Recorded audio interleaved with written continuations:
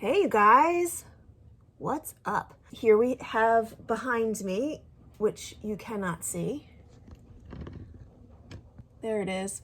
It is a 1960s Singer sewing table that I bought off of Craigslist for $20 for the whole setup, and my intention was to use it for sewing.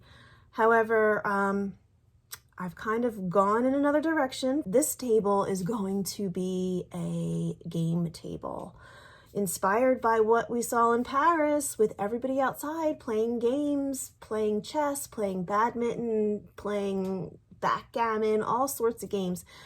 I figured I would use this table as an opportunity to create a chessboard.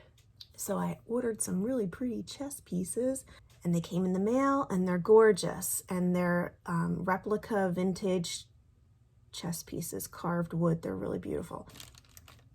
Aren't they really pretty? I don't have mad chess skills, but I do know that these pieces are so pretty.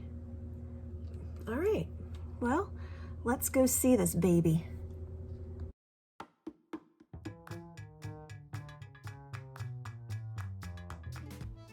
So I just went ahead and gave this machine a once over. You can see it's filled with dirt and grime. I think that sticker said the last time it was serviced was in the 1980s.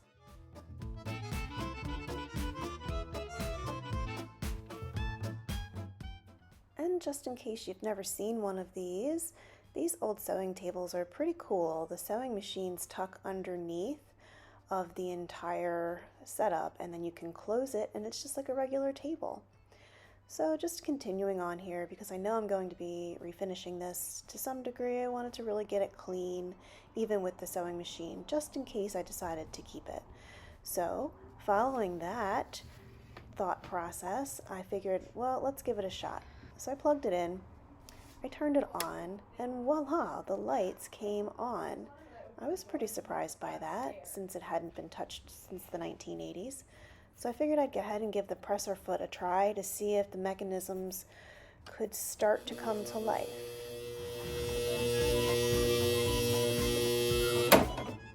And that would be a negative no deal. The machine was shot.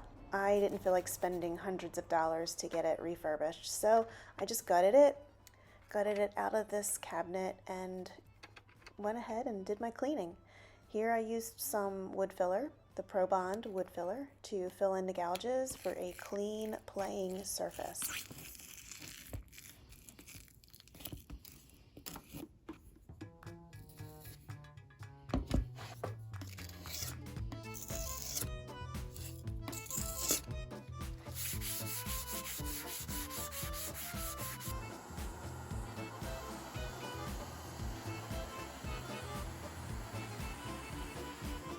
Okay everyone, now that we're all cleaned up and filled in all the gaps, everything's nice and smooth. We'll have a nice smooth surface for playing, for game playing.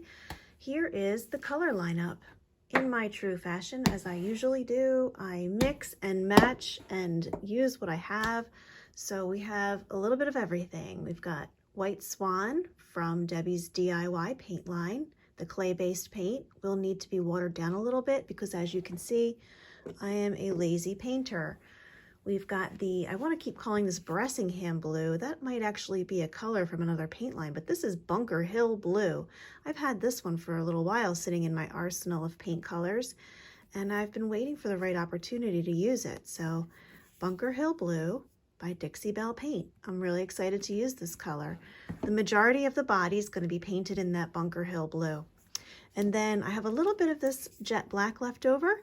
So the top of the playing board is going to be black and white with some gold accents. I really enjoyed using my tape and taping out some little details of gold. So we're going to be doing that again using some of this gold leafing. That's pretty much it. I might do some dry brushing down here in this basket weave area because it looks like that would be a good place to do some dry brushing, quite frankly, and bring out some of that detail. So there it is, the lineup, the players.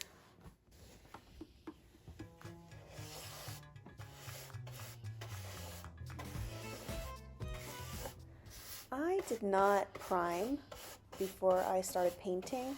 Sometimes that can be a iffy process because you might get bleed through. I just went ahead and used the Bunker Hill blue, and I got no bleed through, and I got really good coverage with just 2 coats. And then I just went right into the white swan on the top, just a plain white surface to start. You might be thinking, what the heck is she doing? She just painted the body of that blue. Well, I kind of changed my mind after I had seen the piece, and I thought there'd be a good opportunity to use a special souvenir that I picked up in Versailles with my mom in Paris. You'll see, it's coming up. Then I thought, well, I'm gonna distress the top before I do anything else to this piece. So that's what I did. I distressed it first.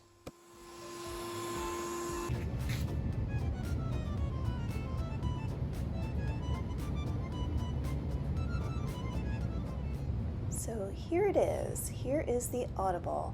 I decided I was going to use these really beautiful decorative napkins that I picked up in Versailles when we were in Paris. I thought, oh my goodness, I am going to decoupage this right on the side. The colors in the napkin with the golds and the blues and the purples, and I even love that tiger. I was thinking this is going to be just elevating it to another level. So I prepared the surface with the white paint because the white paint will help bring out the colors of the napkin. You always want to, well, you can if you want to, but always putting white under decoupage will help to pop out the layer of decoupage. So I'm just peeling back the tape so that I can affix the napkin. And what you saw me do earlier is pulling the ply off of the napkins. So napkins are like 2-3 ply. You want to get it down to the very top layer. And that's what I did. I just pulled the backing off, and that makes it so that there's really nothing in between the coloring on the top and the surface that you're decoupaging to. You want to minimize that. So no judgment here, guys. I'm not a very neat decoupager, but I do get the job done.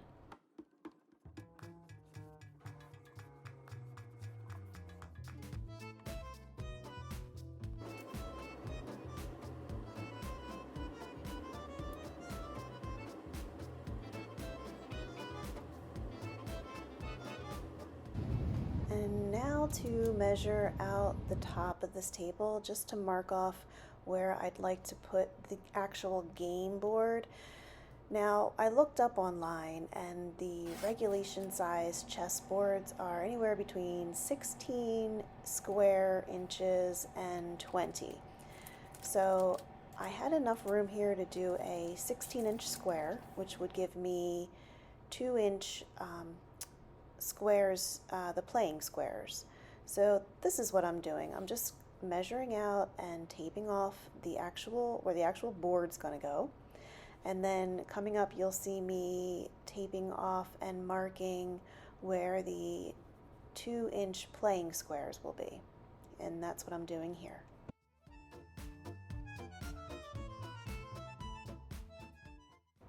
Now, this might be a little bit difficult to explain to you, but I'm going to do my best here.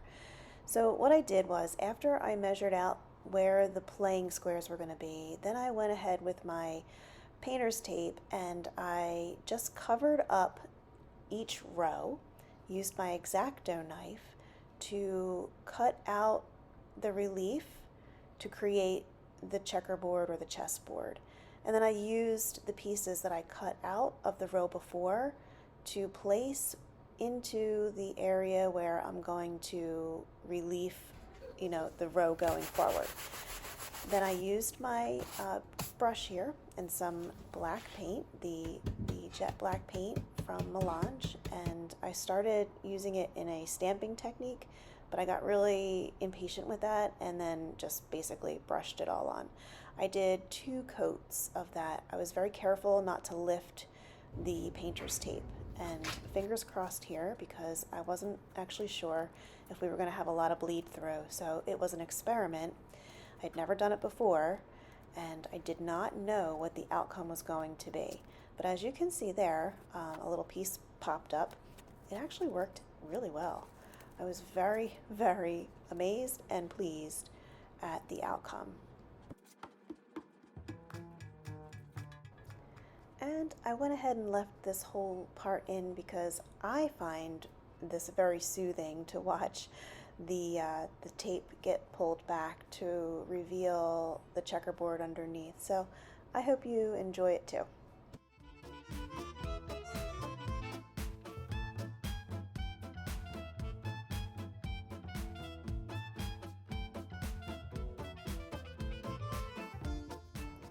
And now just cleaning up the edges of the decoupaged area with this Bressingham blue just to put the finishing touches on.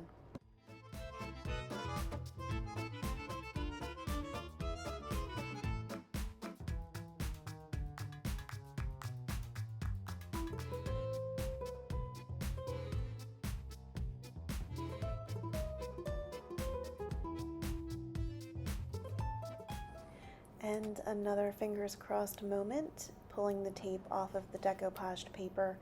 If I did it again, which I will do it again, I'll probably seal the paper before I put tape on it because I was kind of worried that some of the paper was going to lift up, but it didn't. But then I went ahead and sealed with my, I believe that's the Varathane polyurethane, I'm not sure if that's the satin one. I think it might be the satin one. But anyhow, here we go with a border on the top of the playing board. I wanted to make the playing board a little bit more prominent, so I taped out a border, painted it in the jet black, and after that you'll see I'm going to tape off another section within the black border. I think I did 2 coats there of that black. But here you see me taping off another section within the black border, and this is where the accent gold is going to go. So I'm gonna quit talking now and just let you watch this process because it really came out nice, and again, watching this happen after I went back to watch was pretty soothing. So I'll stop talking now. Bye.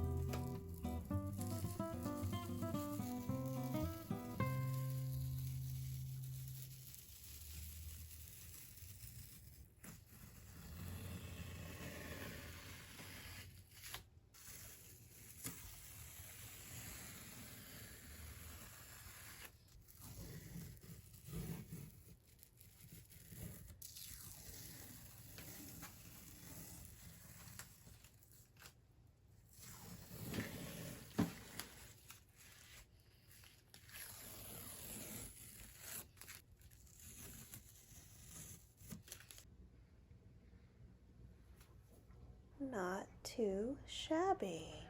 I kind of like how this turned out. It looks elegant, yet a little weather-worn, which is kind of the look I was going for. And to wrap everything up, I went ahead and used that water-based crystal clear matte. There you go, it was matte all along. Varathane polyurethane, crystal clear and matte. I went ahead and coated the whole thing, top, bottom, body, legs, the whole thing, because my idea is that this is going to go out on our back patio so that they can play chess outside on nice summer days. So here is what she looked like previously, and here is what she looks like now.